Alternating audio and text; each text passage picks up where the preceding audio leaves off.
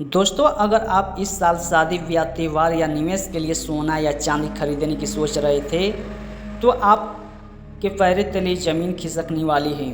अचानक एक आए सरकारी फैसले ने पूरे देश के शराब बाजार को हिला कर रख दिया है। सोना चांदी कल तक आपकी पहुंच में लग रहा था, उस पर अब सरकार ने ऐसा टैक्स बम फोड़ा है कि कीमतें राकेट बन चुकी हैं। 24 कैरेट सोने का भाव इतिहास में पहली बार 1,58,000 प्रति 10 ग्राम के पार निकल चुका है और चांदी 2,80,000 से 2,96,000 प्रति किलो के बीच ट्रेड कर रही है। आखिर रातों रात ऐसा क्या हुआ? क्यों सरकार ने अपने ही पुराने फैसले को पलट दिया? आज के इस वीडियो में हम आप इसके पीछे की पूरी जानकारी, इनसाइड स्टोरी और इनसाइड इकोनॉमिक्स को समझेंगे। मामला शुरू होता है 13 मई 2026 से, जब वित्त मंत्रालय ने एक अचानक नोटिफिकेशन जारी किया। सरकार ने सोने और चांदी पर लगने वाले प्रभावी इंपोर्ट ड्यूटी को सीधे 6 से बढ़ाकर 15% कर दिया है। पहले बेसिक कस्टम ड्यूटी 5% और कृषि उपकर 1% था, कुल लगभग 6%। अब बेसिक कस्टम ड्यूटी को बढ़ाकर 10% और AIDC को 5% कर दिया गया है, कुल 15% हो गया है।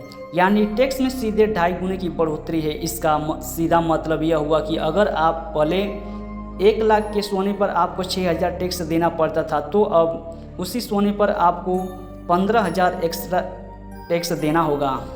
9,000 का सीधा झटका प्रति लाख पर। 3. सरकार ने क्यों पलटा अपना ही फैसला? अब आप सोच रहे होंगे कि सरकार ने ऐसा क्यों किया।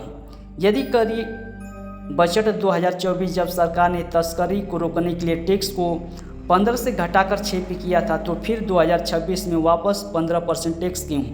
इसके पीछे 3 बड़े कारण हैं। वेस्ट एशिया संकट, अमेरिका, ईरान और इजराइल के बीच चल रहे हैं। युद्ध के कारण वैश्विक स्तर पर कच्चे तेल की कीमतें में आसमान छू रही हैं। भारत के लिए तेल खरीदना पहली प्राथमिकता है। 2.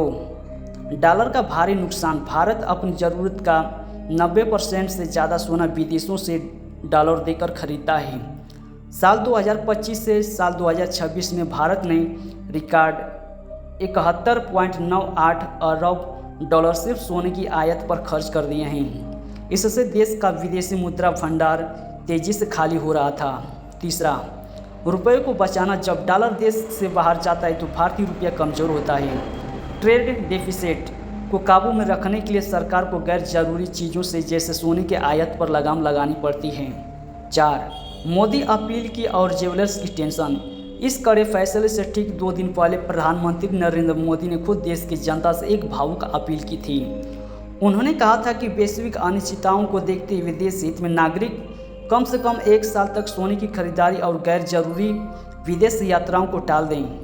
जब जनता ने बात नहीं मानी तो सरकार ने टैक्स बढ़ाकर इस पर लागू कर दिया। इस फैसले से ज्वेलरी इंडस्ट्री में हड़कंप है।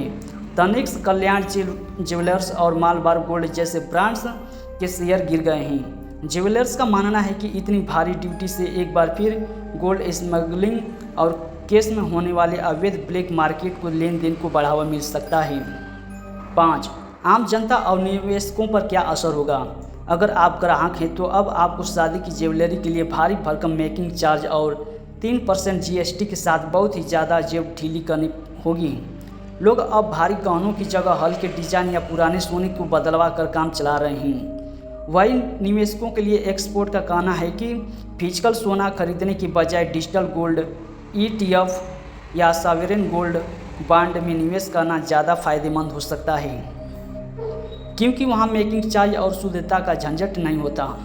दोस्तों, सरकार का यह कदम देश की अर्थव्यवस्था को बचाने के लिए मास्टर स्ट्रोक है या आम जनता की जेब पर डाका? क्या आप इस आसमान छूती कीमत पर भी सोना खरीदेंगे या PM मोदी की अपील मानकर 1 साल का इंतजार करेंगे? अपनी राय कमेंट में जरूर लिखें।